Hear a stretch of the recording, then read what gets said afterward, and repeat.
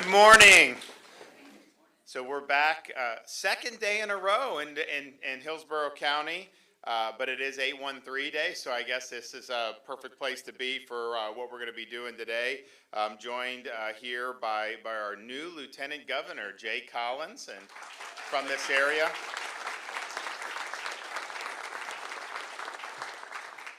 Your state attorney resoundingly reelected in November, Susie Lopez, and she's doing a great job. Our host today, Sheriff Chad Chronister. Thank you, Chad.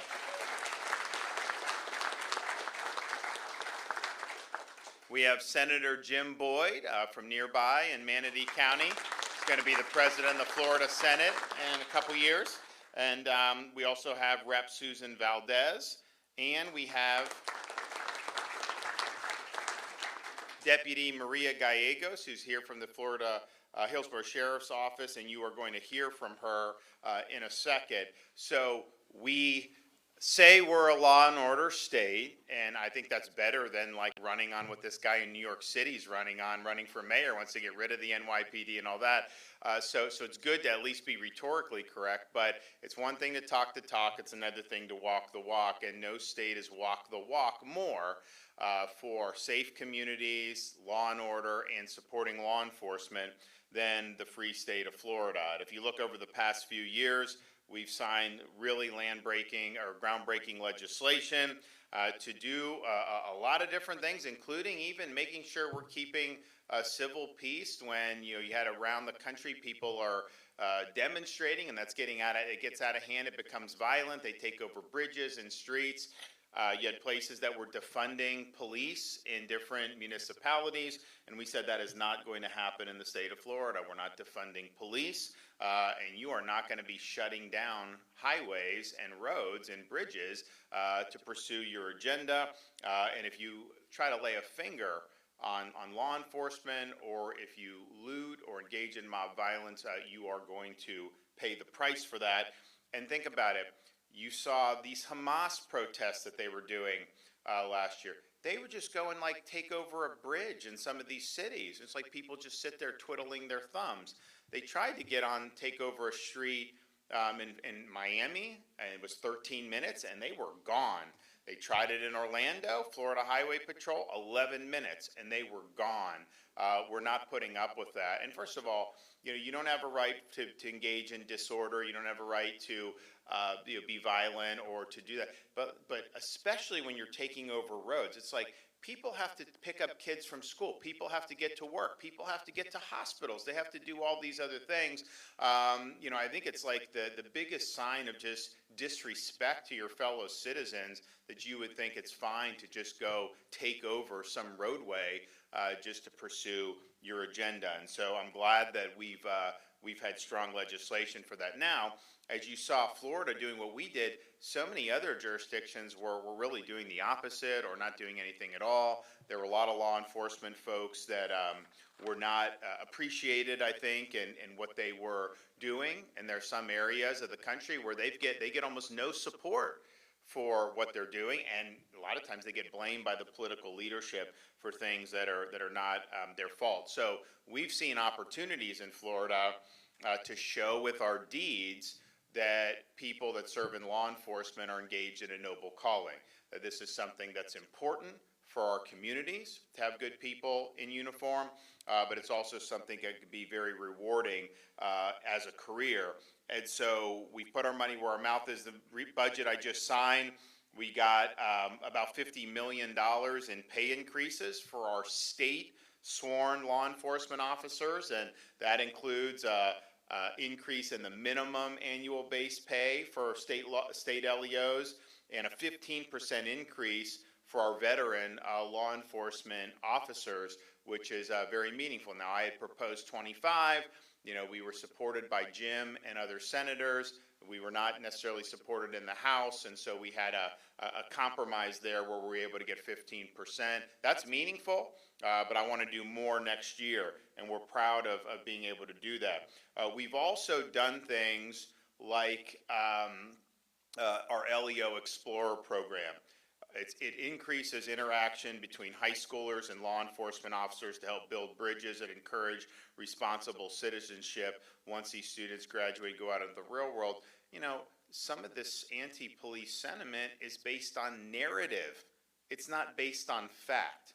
And so when you get these kids who are able to come and see what people are doing, it really is clarifying for them, because you don't know what's being put into their heads about law enforcement. And it doesn't mean that everybody that wears the uniform, no one ever makes mistakes, and they're held accountable, you know, when that happens. But some of the garbage that gets out there is, I think, really unfair, and it's not based on fact. So this really helps, I think, expand people's horizons. I think it allows these students to be able to see a lot of what hard work and dedication goes into this profession. We also created the Florida Law Enforcement Academy Scholarship Program, which covers tuition fees and up to $1,000 of eligible education expenses for trainees enrolled in LEO Basic Recruitment Training Program.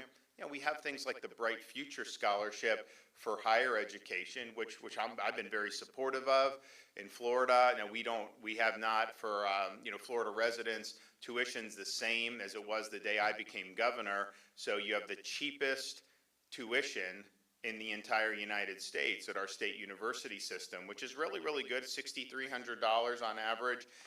That is something that if you got no financial help, you would be able to work part-time job and be able to afford that and some modest living. But if you are good enough to get into a lot of these schools now, you're likely qualified enough to earn these Bright Future scholarships, 100% tuition, 75% tuition, depending on the level. And that's been a big boon for folks. I would much rather graduate from one of our public universities with zero debt than go to some like third-tier private school and go $150,000 in debt. I don't think there's any comparison to that. So that's a huge benefit. And so we're proud of that. But it's like, okay, if we're doing that, why would we not also want to help with other pathways? And so the Florida Law Enforcement Academy Scholarship Program is one way to do it. And it's just our token of appreciation that this is something that's really important. Remember, during the COVID pandemic, we did 3 years in a row $1,000 bonuses for every single sworn law enforcement officer in the entire state of Florida, municipal, county, and state, and no other state was able to do that. And, you know, I would talk to people and they were thankful, and obviously that was when Biden-inflation was really ramping up, and so the things that you would go to the supermarket and all of a sudden, you know, you compare your bill a year earlier to what it was there, and there was like a noticeable change.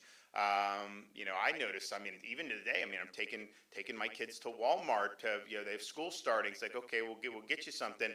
Man, the toys, like a lot more expensive than they used to be. And a lot of these toys are cheap too, like in terms of how they're made and yet the price. So people were, you know, have been getting pinched. And so we did that. So look, we wanted it to be helpful, and we did. But I'll tell most people, that was not why they appreciated it, because when they got that check from the state of Florida, it just meant that the state cared about them, the state had their back, and the state believed in their mission.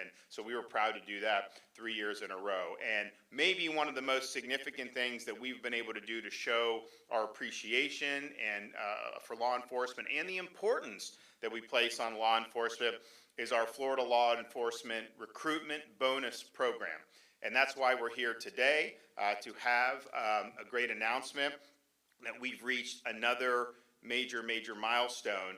We've now awarded over 8,700 bonuses throughout this program. So these are bonuses of $5,000 to any LEO recruit, whether you're someone that's young in Florida or new to the profession from within our state, which is the majority of them, or if you're experienced and you're transferring out of state from Chicago or New York City or Atlanta or wherever, you get a $5,000 bonus as well. And here with me today are 40 members of the Hillsborough County Sheriff's Office who qualify for these recruitment bonuses, and we'll be momentarily hand delivering those checks. In addition to checks I'm handing out today, 715 more are in the mail and on their way to new law enforcement officers across the state of Florida. And when we do it for 5,000, that means you net 5,000. So we put in more for the taxes and everything like that. And, Uncle Sam is Uncle Sam. I wish I could do something about it. We make sure we have no income tax in Florida, and we'll keep it that way. And we're even going to give you an opportunity to vote in 2026 on property tax relief. And so stay tuned for that. I think that'll be really important for the state. But we've had a lot of success with this. We've had about 2,000 recruits from out of state. We've had recruits from 49 states and 2 U.S. territories that have relocated to Florida. We have more than 500 from New York, California, Illinois, and other like-minded states. And I'll tell you, you go out there, and some of these places in California that I've been to over the years, walking the streets of San Francisco, the average San Franciscan may not be happy to see me because they have a different view in terms of how they govern. Obviously, they've made much different choices than we have in Florida. But the law enforcement was very appreciative of Florida being a place that was standing up for people, then taking care of our folks in uniform. The firefighters appreciate it. Southern California, police chief told me, hey, he's like, I got all my police officers want to move to Florida now because of what you guys are doing. And so we're proud to do that. I know it's been very beneficial for Sheriff Chronister, other sheriffs, as well as police chiefs around the state and the state agencies. We've done a lot with that. So they will get, so far the program has been awarded $58 million to date. So this is a major, major deal. I think it shows, when I proposed it, we had really strong support from the legislature, a few years ago. And I think rank and file, you have overwhelming support. You get into these things, and there was an effort to kind of short circuit it. And fortunately, we were able to get it done. So I'm really proud of that. I want to thank Senator Boyd for what he did. Jay Collins was a senator and was very supportive of this as well. For those of you who didn't see our announcement yesterday, so we did it at the Team House. They, so these are like, a lot of them are Jay's a Green Beret. There's a lot of these Green Berets, created this place for veterans. It's not just for Army or just for Green Berets, it's for everyone. And so, we said, okay, we'll do the announcement there. So I'm pulling up, and look, I did my first campaign victory in 2012 when I got nominated in Congress. I did it at the VFW over there in St. Johns County. I've done so many events at American Legion, so I'm a big fan of all those things. But when you go in there, it's a little bit different than maybe like a high-class restaurant. I mean, it's blue collar, and I like that. So I was kind of expecting that. I'll tell you, this Team House in South Tampa, man, it's modern. I mean, it's nice. They got like the bar, the flat screens. I was like, man, people are going to really enjoy being here. But if you didn't see that event, we were able to talk a little bit about Jay and kind of his record of service to this country. He was a Green Beret for 23 years. He's doing these special mission units, which, they don't get fanfare. This is clandestine stuff. They're just going out doing it, no recognition, but just producing results and defending the country. But along the way, he gets wounded in action. So he's awarded a Purple Heart. He also earned Legion of Merit, Bronze Star, all these other things. But in the process of all this, he has a fatal wound to his leg. I say he lost the leg. He says he knows where his leg is. He just doesn't have it anymore. But, you're without a leg, and you have an opportunity to retire. A medical retirement would have been very easy to do. But that's not what he did. He re-signed up as a Green Beret and served 5 more years as a Green Beret with a prosthetic leg. How many people do that? Not very many people. And so he finished 23 years of service, and his wife served 20 years. And so they were back in Florida, and eventually he runs, and I recruited him actually to run for the state Senate here in Hillsborough County. It was honestly a difficult district to win. A lot of people he won overwhelmingly, but he has been a key component of all these different things that we've been doing. I mean, down the line, fighting illegal immigration, law and order, election integrity. He authored the bill that I signed, best in the nation, to say no purchase of land by the Chinese Communist Party in the state of Florida. All these different great things, and so really produced an exemplary record and continue to do that. But yet in the midst of that, you know, we'd have hurricanes. Hurricane Ian, Hurricane Helene, Hurricane Idalia the year before that, and then obviously Milton. And he's involved with a relief organization that is on the ground almost immediately providing meals to displaced residents and first responders. And so he's there a lot of times before, you know, I'm there. Now Guthrie is usually there, but, you know, I'm usually there the next day. They're already set up. They're doing all this stuff. And so just huge support, not trying to get in front of a camera, but just trying to do what he can to help people be able to get by in very difficult times. And then we've had operations over the years where Floridians have been in dicey situations in the Middle East as well as in Haiti. Of course, I think people know earlier this year you had the 12-day war with Israel and Iran. And so when that broke out, we had a lot of Floridians that were in Israel. The Ben Gurion airport totally shut down. Rockets are raining down. Obviously, the parents, you had some students and stuff, parents are panicking. Now, they did know in Florida, at least you know, we were there. So I said, okay, we're going to do it. We've done it before, so we authorized these rescue missions, and some of it was boating them over to Cyprus, some of it was flying out from Jordan. There was a whole bunch of different things going on, and I'm proud to have authorized that, and I'm proud to have you know, put the resources behind it. But I'm doing that in Tallahassee. So we do it, and then Senator Collins is in Israel himself, travels over there, is in Jordan, all these places, personally rescuing people on the ground there in Israel. How many elected officials are doing that for you? And so that's why, you know, I refer to him as the Chuck Norris of Florida politics, because if there's a mission to be had, he's going to accomplish it. So I want him to come up and say a few words right now. Yeah.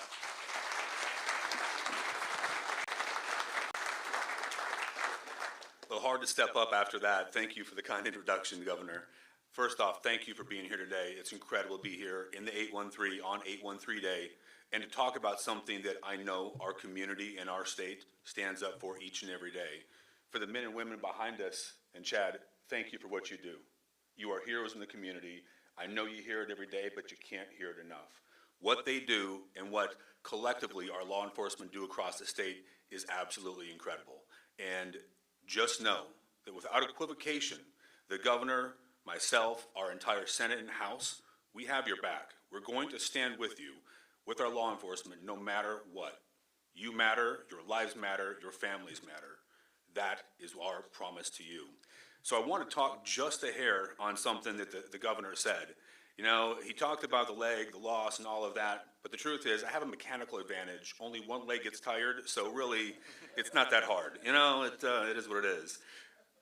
But the truth is, when I did that, somebody told me it couldn't be done. Someone said, that's not possible because of this. But you know, what I love about the state of Florida is we don't fall for that. We don't listen to whatever the press says, whatever the talking heads tell us. We know what can be done because we do the work ourselves. We take the time to study, understand, and then we act. You heard the governor mention something that is just a huge part of my life, and it has been for many years. It's about deeds, not words. I don't do this for the limelight. I know the governor doesn't do it for that either. He does this because he cares about the people in our state, in our community, and that's why it's so important for us to do this $5,000 bonus for law enforcement, because it's the person behind the badge. You deserve every opportunity, every bit of time, tools, and training necessary to complete your mission, but more importantly, complete your mission and go back home to your family safely. Having walked in your shoes a little bit, well, shoe maybe, it's a hard life, and we can't thank you enough. But just know that, again, we will always have your back. We stand up for our law enforcement here in the state of Florida, and that must not and will not ever change. And Jim, thank you for being here today. Thank you for your stance in leading the way in so many ways for our law enforcement. It's noted and noticed, and I appreciate you, brother. But thank you, guys. God bless you. And Governor, thanks for giving me the mic. Okay, yep, thanks.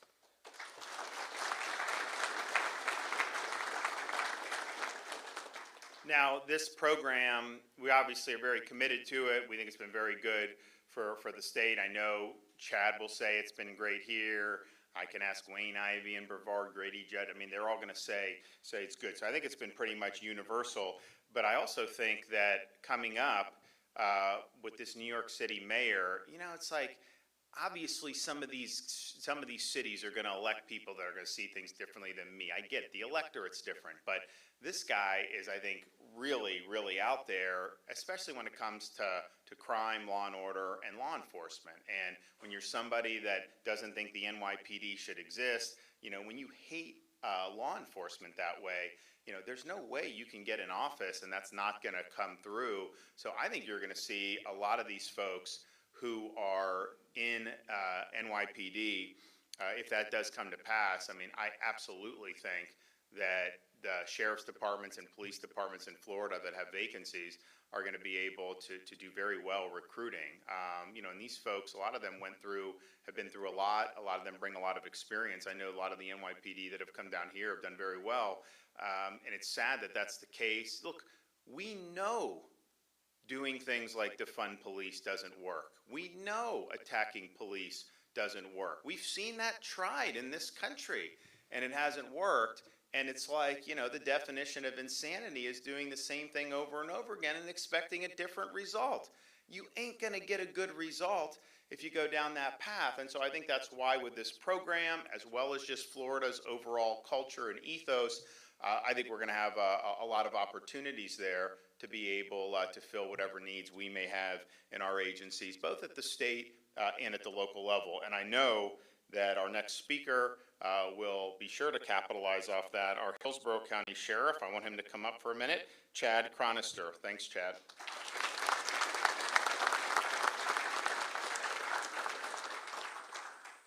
Thank you. Good morning, everyone. State Attorney Lopez, thank you for being the greatest criminal justice partner in the world. Thank you for everything you do. Lieutenant Governor Collins, congratulations on your nomination. Thank you for being relentless. I'm so grateful you called Tampa home. Governor DeSantis, America's governor. So many other leaders around the country could benefit and be so much more successful if they would watch and learn how Governor DeSantis governs and the strong policies he continues to create and implement. The prosperity of any community begins with law and order. And the governor's priority policy of law and order has paid huge dividends for Florida law enforcement and had a tremendous impact. The governor's program, now let me back up. Governor, by giving Florida law enforcement the laws, the tools, the resources, benefits that we need to keep our Florida community safe, it's the reason that we've been able to post historic crime reductions year after year. Another significant part of these historic crime reductions are your workforce and the people that you hire. The governor's bonus program has allowed us and helped us hire 270 of some of the most passionate and skillful individuals here at the Hillsborough County Sheriff's Office. That's 221 individuals from around the state of Florida that said, I want to come work for the Hillsborough County Sheriff's Office. But that's also 49 individuals that live throughout the entire country who said, I want to be in the law enforcement profession, but I'm not going to do it where I live. They chose to move to Florida, more specifically Tampa, Florida, to begin their law enforcement career. 7 years ago, we had a law enforcement deputy deficit of 249 deputies. Think about that. The secret's out. There's more people moving to the state of Florida with each passing day. And Florida's not immune to this population boom, or Tampa's not immune to this population boom. We had a 12% population growth the last 2 years, and we're conservatively projecting population growth of another 11% the next 2 years.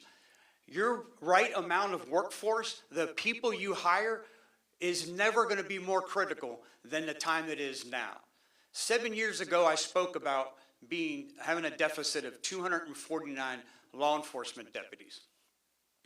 I'm here to tell you, for the first time in over 33 years that I've been here at the Hillsborough County Sheriff's Office, with the staffing of the next couple upcoming law enforcement deputy academies, we will be fully staffed.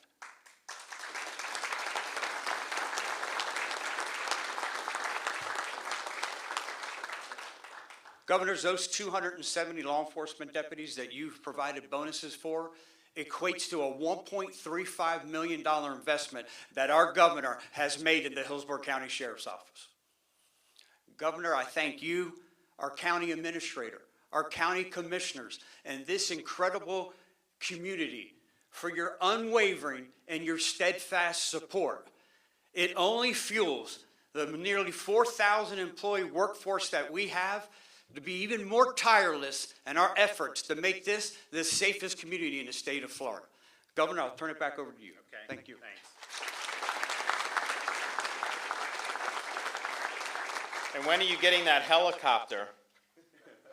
This year, 26. Okay. Yes, sir. They're getting this, like, I mean, who else? Broward has one? Is that, who else has them in the state? Miami-Dade. Miami, and you'll help all the Tampa Bay region with it? Central Florida, yes. Yeah. So, it came across the budget. This was 24, and I was like, yeah, okay. So, and I mean, it was a decent amount of money, like $7.5 million. I'm like, okay, I get it. And then it came across a budget this year with another 7.5, and I'm like, wait, what? Didn't I already approve that?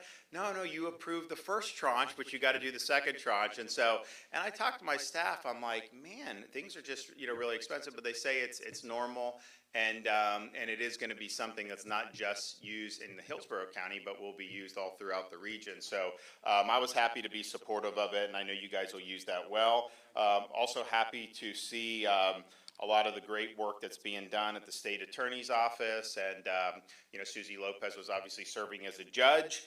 Duty called because of circumstances that required action, and she got in there, and I think has really got things going in a great direction, working very closely with Chad and law enforcement, and that's really the name of the game. And I think the people of Hillsborough County have benefited tremendously.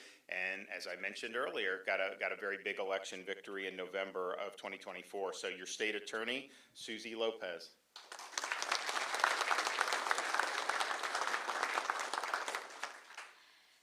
Thank you, Governor. Let me know that 50th state that we haven't gotten somebody for. I'll pick up the phone and call him.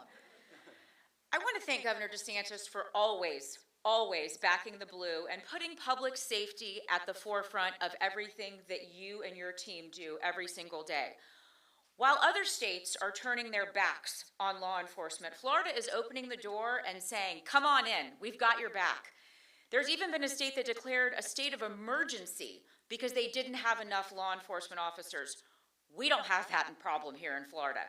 This initiative will give Sheriff Chronister and his team the tools to recruit and keep the very best deputies right here in Hillsborough County. Without them, we can't protect the community, uphold the law, and keep our families safe. If you're thinking about wearing a badge in Hillsborough County, let me give you another reason why it's a great place to be a deputy. When you make an arrest here, your partners at the state attorney's office will follow the law and pursue justice. We do not play politics with public safety. In some parts of the country, Soros-backed prosecutors choose which laws to enforce and which ones to ignore. You don't have rogue prosecutors here in Hillsborough County, and you never will under my watch. We want you to know that the Hillsborough County State Attorney's Office works shoulder to shoulder with our law enforcement partners every single day, because we know that strong partnerships are the backbone to safer neighborhoods and to crime reductions, like Sheriff Chronister mentioned. Thank you to our Sheriff Chronister, and your team for putting your lives on the line for us every single day. We are proud to stand with you in everything that we do. Thank you.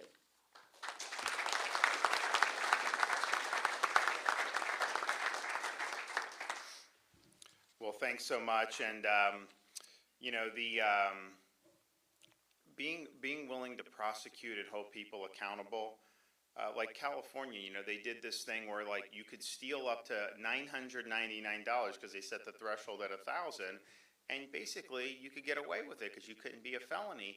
And what happened? They had to put all the stuff under glass, and then a lot of the stores just ended up closing. Then you have prosecutors who just won't bring charges or bring cases. You know, I met a fella here in Florida a couple years ago, and he's like, "Hey, you know, I moved from San Francisco," and I'm like, "Why?" And he said what the tipping point was, these two guys broke into his house, and he chased them out and all this stuff. They were trying to rob and maybe even do worse. The cops catch these guys. And they go to the guy like, "Well, you're not pressing charges, right?" He's like, "Of course I am. They broke into my house." And he's like, "Well, they're not going to prosecute." And I'm just thinking to myself, like, you can break into somebody's house and there's nothing that happens at that point? Obviously, you're going to have a lot of problems there, and people, you know, are not going to feel safe when that happens. So I know that's not an issue here in Hillsborough County or in the surrounding counties. We may have an issue or two in other parts of the state. You know, we're always monitoring these things. And so, but we obviously believe that the laws are the laws. You know, there may be individual cases where there may be some disagreement about the validity, but what you can't do is just say we're not prosecuting these types of crimes. And that's what they've done in different parts of the country to, again, very predictably catastrophic results. Okay, one of our beneficiaries from this recruitment bonus is going to now come up to speak, Deputy Maria Gallegos.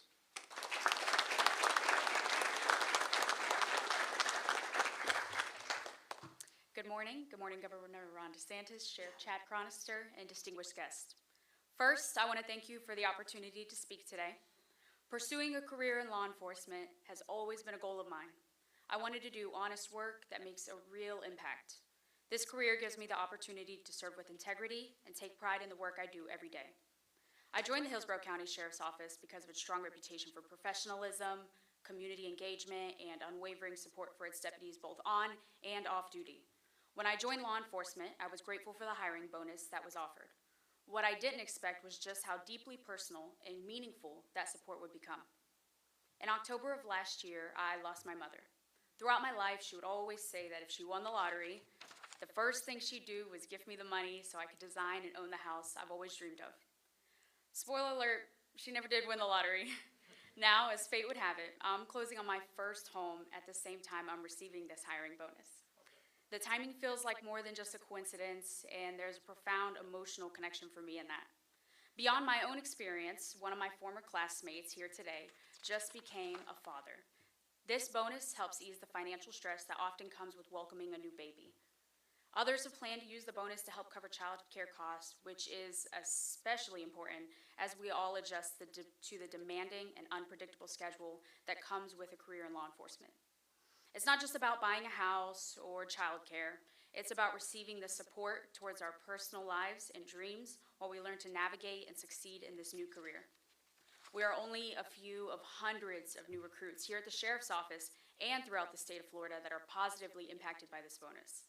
I want to sincerely thank you, Governor Ron DeSantis, and everyone involved in supporting these hiring incentives. The bonus is more than just a recruitment tool. It's an investment in real people with real stories. Thank you. Yep.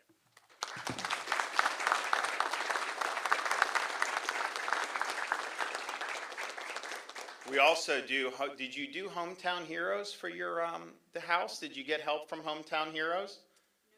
No, sir, I did not. Have you closed yet? No, sir. Okay, you should ask about Hometown Heroes. We have, I mean, it helps. So, you know, we have issues of like, okay, you want police, nurses, teachers. We had massive real estate boom, so the prices were going up, and there was inflation in the U.S. economy. It's interesting, you know, because I've done some trade missions, and we did the air show in France for the whole, I mean, amazing constellation. And I was expecting like to be shocked by like, you know, you're in Paris, you go to, honestly, I was surprised at the prices. Not that it was cheap, but I just think things over the last 4 or 5 years in the US, I mean, they've gone up more than in most of these other places. I mean, you definitely see that. So, you know, we didn't want a situation where you couldn't afford to live in the general vicinity. Well, you're going to commute an hour and a half to go to work to be a teacher or a police officer. So Hometown Heroes was helping folks be able to afford and be able to get into to homes with down payments. You know, I think they limited it to like, you know, the core kind of things that folks are looking to attract. And so I would definitely look into that. Any of you guys back here, look into that. And I know that there's probably a lot of realtors who are very well versed on the program. Okay, so it's time to hand out the checks. And so I guess, is Jay going to read the names from here, or how are we going to do it? I've got a list. Okay, you got the list? And then we're going to step over, Chad and I are going to step over here. And how are they going to go? They're just going to walk off here when they're done? Oh, okay.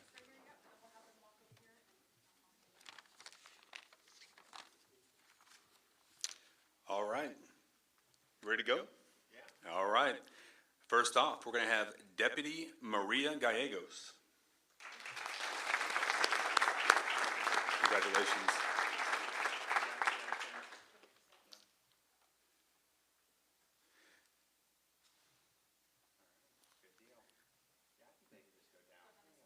Deputy Lindsay Alexander.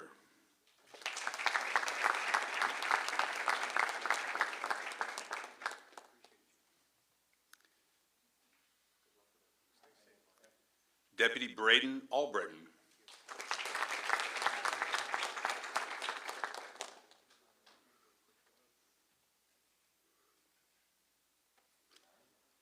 Deputy Joshua Allen.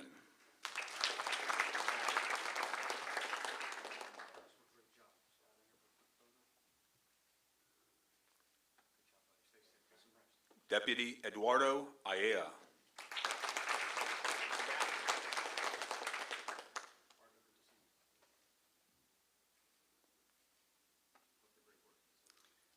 Deputy Sergey Bevan.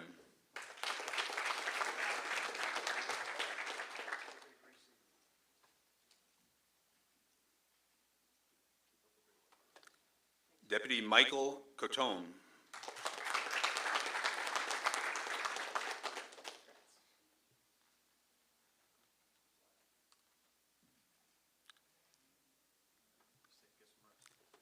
Deputy Jorge Diaz.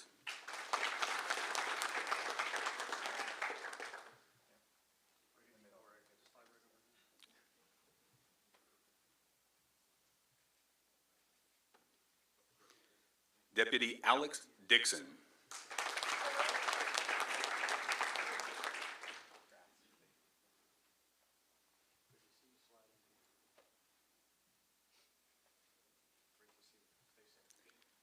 Deputy Adriana Elmore.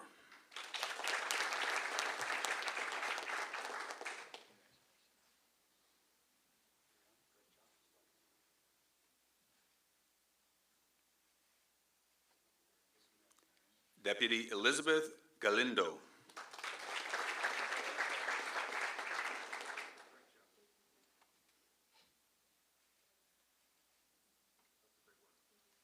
Deputy Noel Garcia.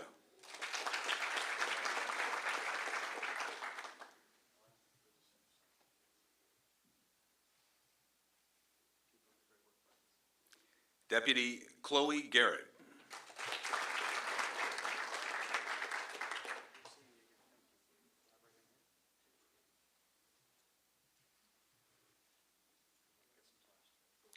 Deputy Cole Gill.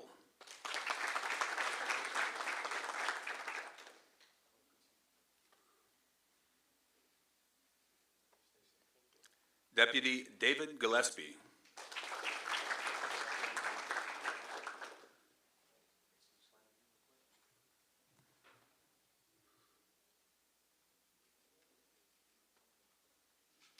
Deputy Zachary Gleaton.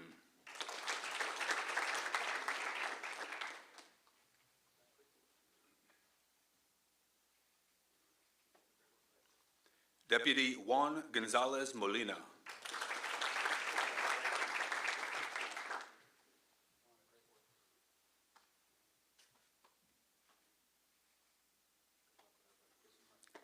Deputy Colton Gray.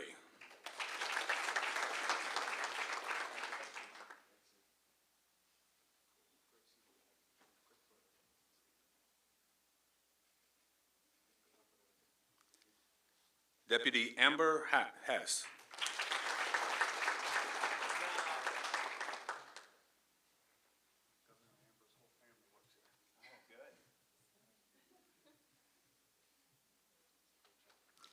Deputy Brandon Jewell.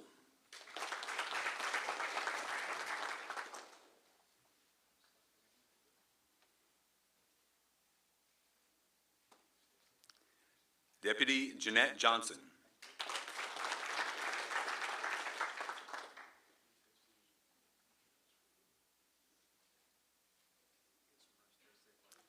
Deputy Duncan Levine.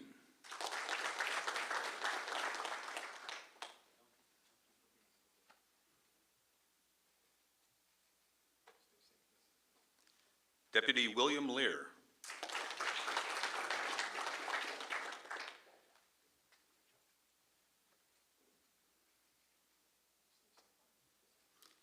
Deputy Emma Lewis.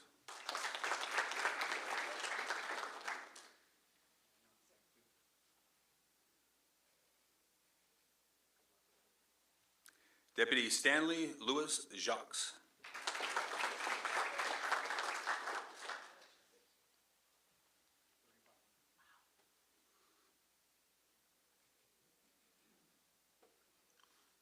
Deputy Zuri McClary.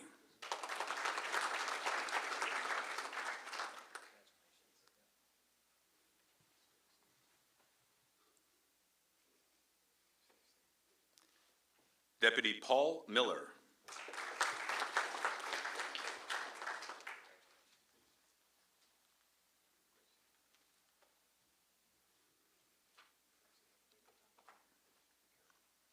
Deputy Luis Perez Munoz.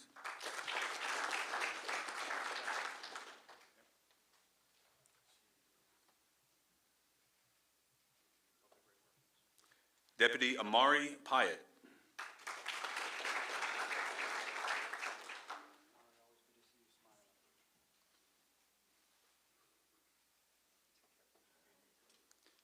Deputy Carson Reynolds.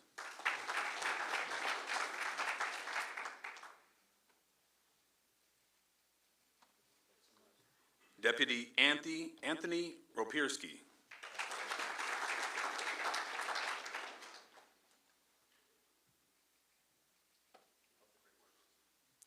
Deputy Leonardo Rubio.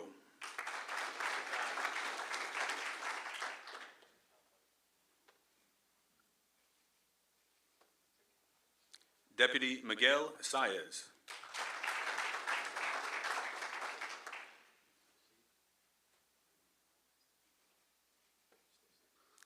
Deputy Garrett Steele.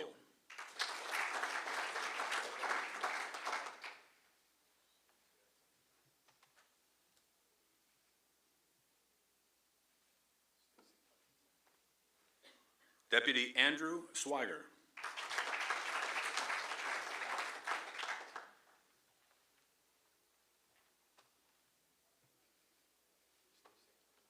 Deputy Braden Tasonic.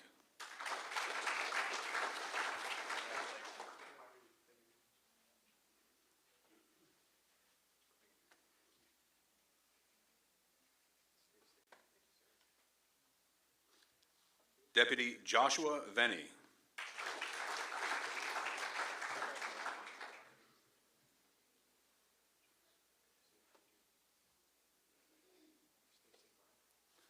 And last, but certainly not least, Deputy Clement Wellhoff.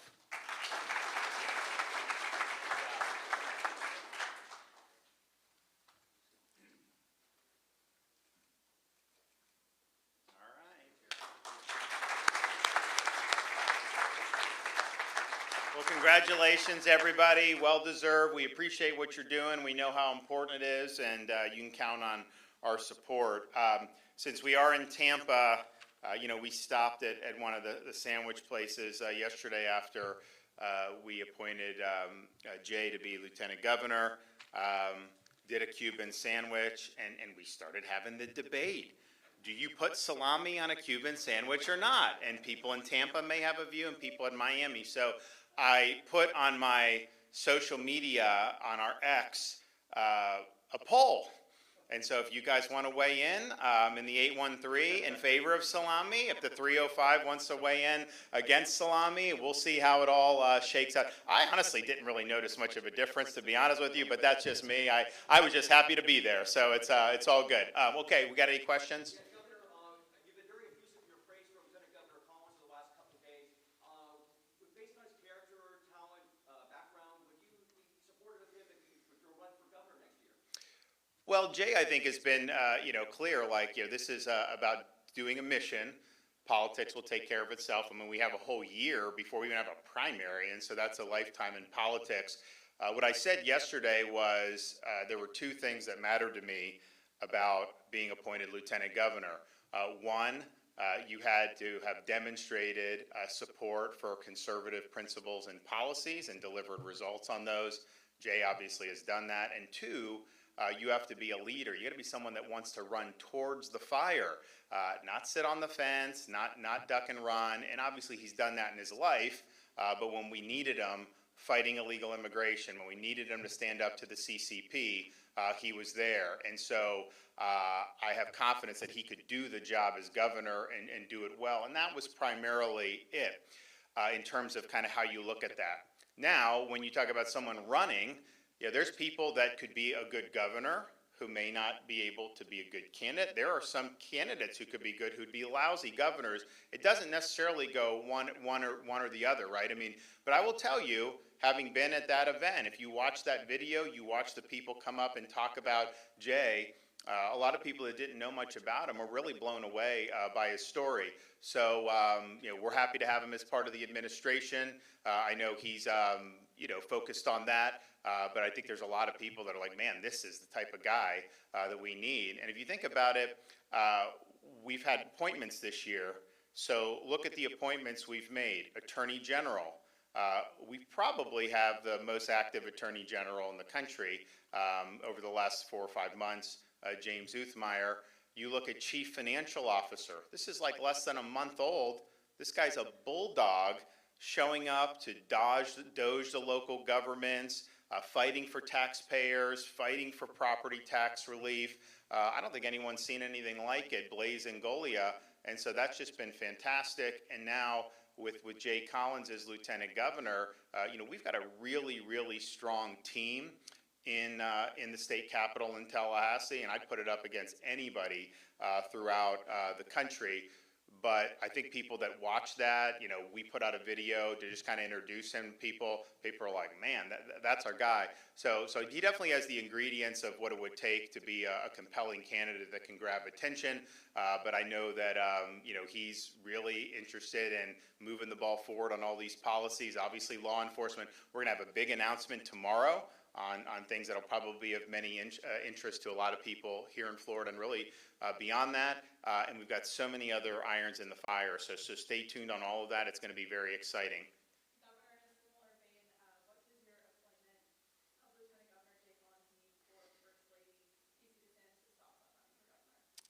Well, Casey DeSantis' thoughts have always been people have asked her to do things because they know she's a dynamic speaker, very eloquent, very accomplished. But I said at the beginning when people were doing that, that's not anything she's has ever outwardly sought. She's really happy making a difference. And when we just did the cancer announcements with massive funding for pediatric cancer research, so I don't think it's necessarily change anything with her per se. But I think from the beginning until now has always been a lot of people like, hey, can you get her to do it? Can you get her to do it kind of deal? She just wants the state to do well. She wants to see, continued success on overhauling how we approach helping people in need, which she's been a pioneer in, continuing to do things to help school children, to help moms.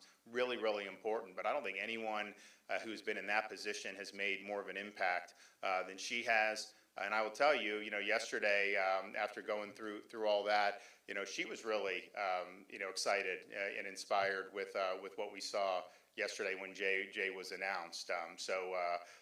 She's going to be serving, continuing to help make a difference, in one way or another. But I mean, the thought around her has always been, more exterior, with people telling her she has to do all those things, which is funny because you see kind of, the different stuff that gets percolated out there. And then, I'm getting ready to leave, and what is she doing? Taking the kids to the first day of school, kindergarten, second grade, and third grade. And so we're always up for adventures. Next. There's a protest in St. Pete about DOGE today. What's your thoughts on this protest? What are they protesting? I guess they don't like DOGE.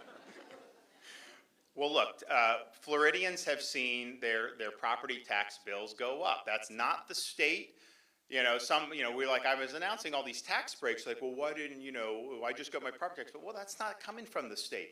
I'm like, we have record surplus, we have record rainy day. They're like, well, don't take as much property. We're not taking property tax at the state, that's local. And what happens is people's property values have gone up and they've had to pay more and more. Even with homestead, it still goes up. And heaven forbid, you got to buy a new home, because some people's jobs change. They got to move to a different part of town, different part of the state. Then their tax basis is way higher. So the question is you've seen a lot of bloat in budgets. Where's that money going to? And they'll say it's for things that we all agree on: education, public safety, first responders. But I can tell you there's a lot of stuff beyond that some of these governments are spending this tax dollars on. And so you absolutely can do property tax relief. And, people are saying that, like, well, why, if someone has, like, some investor is buying, why should they get a property tax? They don't need to. I mean, I think it should apply to Florida residents and their primary resident. Fine. If they want to tax the investors and use that, that's totally fine. But you either own your home or you don't. So I think this is all part of a process to show taxpayers, there is relief available. Now, you're going to have to vote for it when it's on the ballot, and it's going to need 60%. It's not something that we can, that Jim Boyd can pass through the legislature and I sign, and then that's just how it is. That's not the way Florida's Constitution is structured. So just know we're working hard on this. There's going to be a good proposal. I know Ben Albritton and Jim and the other leadership team in the Senate are very, very interested in getting something in front of the voters. And so that will happen. But what they're going to say when that happens is, you can't reduce people's property taxes because we're not going to have schools, or we're not going to have public, and that's not true. And what DOGE is doing is it's showing some of the things that have been done, on local level. And look, not every local government, has done poor. There's some that have done good, and it's a variety. But I can tell you, if you look at the growth of these budgets over the last 3 or 4 years, it is not just because of public safety or education. It's just not. I mean, there's more to it than that. And so, do you need to be spending $3 million on DEI consultants? Would you rather them spend it on that, or would you rather a property tax cut? Do you want them spending on some of the things that they're, and so we've been able, I think the Blaze leading it has been able to show, that there's a lot of different things. And I think there's going to be more and more to come. Now, we've also done through the state, even before these teams are going to local governments, we're doing the universities, we're doing state agencies, we're doing different things, and we're going to continue to do it because I think it's important. And we have found grants that states have pulled down federally that we sent back to feds. There have been other things that are going to need to be cleaned up as well. So this is not just unique to like a city government. I mean, the education bureaucracies are big. The universities are even. We've held the line on tuition admirably, but the reality is, these things grow. Now, we eliminated DEI. We're the first to do that a few years ago. And I think, like, on the surface they comply, but then some of them do it and they rename and they put it down. They do all this stuff. So it's constantly going through all this. So I think it's good. I think what Blaze is leading is good for taxpayers. And I think it's going to be able to produce an ability for us to be able to say, you can own your own home. We can do it in Florida. We can make all this work while meeting the priorities that we all agree on. But for some of the stuff that is not necessary, I'd rather that go to tax cuts. I'd rather that go to relief for property. And the thing is when you have home values rise like, and it's not just in Florida, like we may have had more because we had more authentic demand. People were fleeing these places coming here, but they went up everywhere. And I don't think we've ever had a higher home value average compared to average income or median income. I mean, it is out of whack. It's hard to afford. And then you have the cost of these other things, insurance, you have the cost of property tax. Well, the one thing, we can't control the price of homes, but the one thing that government through the people can control is the taxation. That's purely a government function. That is not subject to market forces. That is within the control of the government. And what happens is your property gets assessed higher and higher. It's an unrealized gain. You haven't sold it for that much. They're just telling you it's worth that much. And guess what happens? When the market corrects, which it inevitably does, do they rush in to assess your property at a lower level? I don't think so. I don't think that, not that I'm aware of. So it's a one-way ratchet. And so you basically get stuck paying higher taxes. I think someone's personal residence, if it's homesteaded property, I think you got to be able to own it free and clear of the government. I think that is what living in a free state ultimately means. No income tax, and you can own your home free and clear without having to pay rent to the government. And I think it's totally doable. And also, because I have people will say, there's some of these people, they're buying all these homes and they're renting them out, all this stuff. Fine. Well, guess what? If the personal residence is tax-free and those can still be taxed, then it's a way to say we're putting a premium on individual family home ownership. It'll make it more attractive. It'll make the other stuff less attractive relative. So I think it would solve a lot of problems 100%. All right, thanks everybody.